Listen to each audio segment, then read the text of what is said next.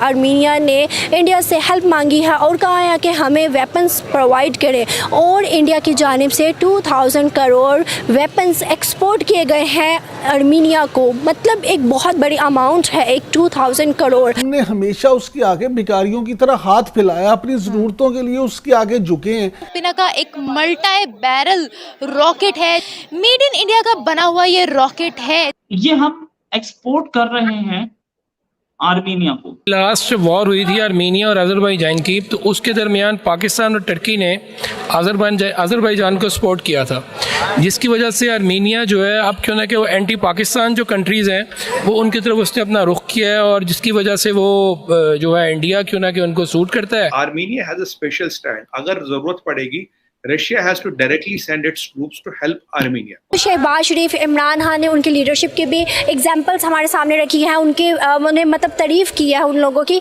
India इसमें party है और अमेरिका के कॉर्ड, तो ये बड़ी स्टडी केसेस हैं। अब क्या करें, हमारी एजुकेशन स्टैंडर्ड गिर गई है, तो अब हम क्या कर सकते हैं? मैं आपसे पूछना चाहता हूं। आज हमारा वेपन एक्सपोर्ट चाइना से ज्यादा है। We are exporting more weapons than China today। तो आपके जो दुश्मन मुल्क होते हैं उनकी तरफ उनका झुकाव हो जाता है ऑटोमेटिक, कुछ ये करने के लिए, आप लोगों को दिखाने के लिए भी। जय हिंद दोस्तों, a very warm welcome to Hindustan special channel. जैसा कि दोस्तों आपने क्लिप में देखा, मेक इन इंडिया आए दिन नई ऊंचाइयों को छू रहा है। आपको पता ही है दोस्तों, आर्मेनिया और अजरबैजान की सेनाओं के बीच बढ़ रहे विवाद के बीच भारत ने आर्मेनिया के साथ हथियारों की एक बड़ी डील की है, जिसमें मिसाइल, रॉकेट, गोला बारूद शामिल है। भारत के साथ इस डील से आर्मेनिया को सुरक्षा और मजबूती मिलेगी और भारत में भी हथियारों के उद्योग को बढ़ावा मिलेगा। मीडिया रिपोर्ट्स के अनुसार भारत और आर्मेनिया के बीच यह डील करीब 2000 करोड़ रुपए में तय हुई है। सबसे खास बात यह है कि इस डील के तहत Armenia Bharat Pinaka rocket system पाने वाला पहला विदेशी ग्राहक बन जाएगा।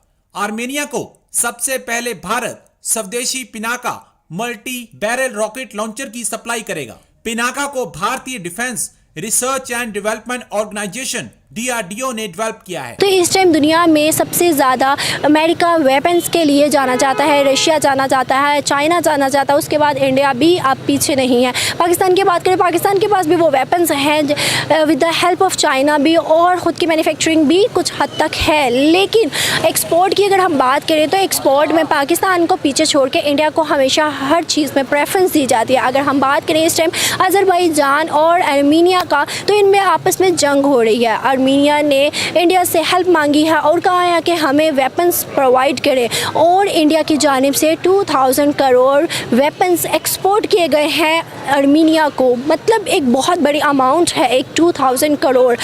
As compare to Pakistan export में बहुत पीछे है और इंडिया थर्ड बड़ा एक्सपोर्टर बन चुका है ऑल ओवर द वर्ल्ड। क्या वजह है? पाकिस्तानी अवाम को इसमें क्या रीज़न्स लगती हैं जो कि 75 सालों में इंडिया ने बहुत ज़्यादा तरक्की की और पाकिस्तान में वो प्लस पॉइंट नहीं आ सके? आर्मीनिया और अजरबैजान के दरमियान एक जंग हो गई है। उस जंग में मतलब आपस में इन दोनों को वेपन्स की ज़रूरत है। अब अजरबैजान को तो सपोर्ट करने वाली मुल्क मिल गया, लेकिन आर्मीनिया को कोई सपोर्ट करने वाला मुल्क नहीं मिला जो कि एक्सपोर्ट कर सके वेपन्स। बट उन्होंने इंडिया की तरफ रुख किया और इंडिया ने उनको 2000 करोड़ के एक्सपोर्ट किए हैं रॉकेट्स और मिसाइल्स।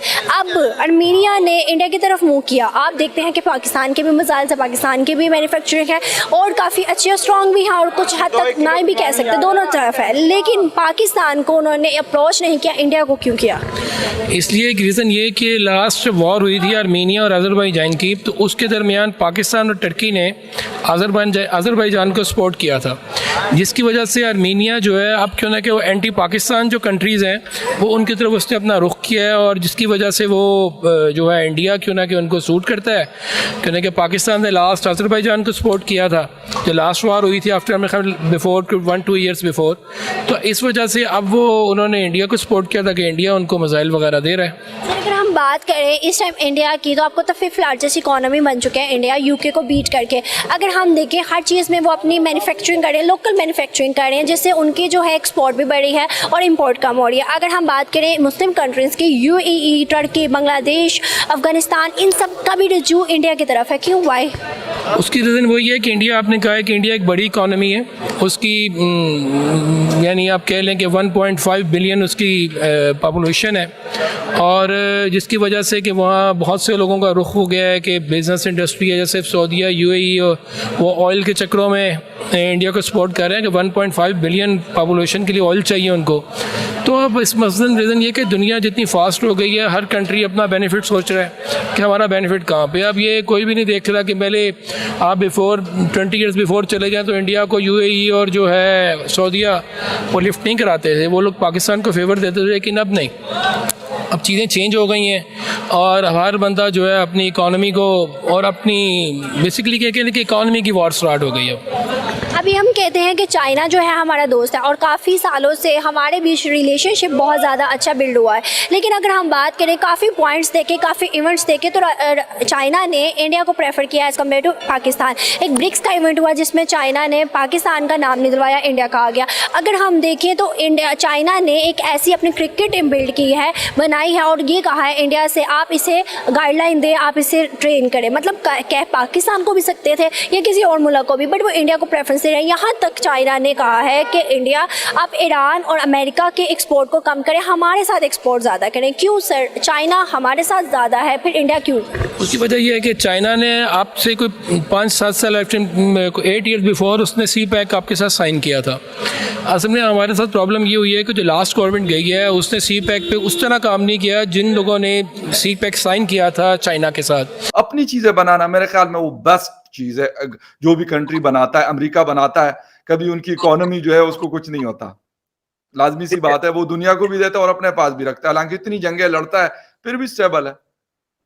देखिए फगर भाई, हुआ क्या है कि अगर आप ये देखें, जैसे मैंने आपको तेजस की बात की थी, जी बिल्कुल, आज तेजस की दुनिया में करीब 10-12 कंट्रियों से डिमांड हमारे पास है, और हमने ये भी बताया कल परसों की बात है, विल इंक्रीज द प्रोडक्शन। अभी एक ही दिक्कत थी, हमारी प्रोडक्शन कैपेबिलिटी कम थी, करीब 32 जहाज हम साल में बनाते हैं, अब उसको डबल ट्रिपल कर रहे हैं, क्योंकि 100 के तो अपने एयरफोर्स 100-150 का तो अपना एयरफोर्स का ऑर्डर पड़ा, बाकी कंट्रियों से और ऑर्डर आ रहे हैं।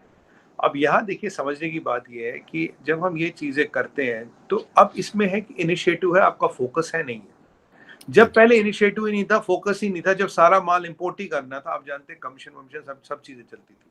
जी बिल्कुल, बोफोर्स आपने सुना ही था, बोफोर्स जैसे बहुत चीजें हुई यहाँ पे। जी बिल्कुल। बट अब जब फोकस आ गया, नहीं इंपोर्ट नहीं करना, यही बनना है, तो अब तेजस भी बन गया। तेजस का मैक 2 भी आ रहा है, तेजस में अमैक एक और जो 3rd वर्जन है वो भी आ रहा है। अब हम होविट्जर गन भी बना रहे हैं, राइट, हम मिसाइल शीट भी अपना बना रहे हैं, एयरक्राफ्ट कैरियर भी अपना बना रहे हैं, राइट। तो ये है कि आपको फोकस का, अमेरिकन इंडस्ट्री आगे क्यों थी? अमेरिका का शुरू से इस पर फोकस था। हाँ भाई, अमेरिका का शुरू से उससे फोकस था। अगर हमने तब जब लॉकहीड मार्टिन शुरू हुई थी, अगर हमने उसी का एक वर्जन यहाँ शुरू किया होता तो लॉकहीड के बहुत ज्यादा आसपास, दूर नहीं होता, आसपास ही होता। अगर लॉकहीड यहाँ तो वो यहाँ होता, बहुत ज्यादा फर्क नहीं होती। जी जी बिल्कुल। अब क्या होता है जब इनको इंपोर्टेड ऑर्डर मिलते हैं? देखिए, फौज में और जंगी सामान की कोई कीमत नहीं होती, जैसा मुल्क वैसी कीमत, उसकी कोई रेट लिस्ट नहीं होती। बिल्कुल सही।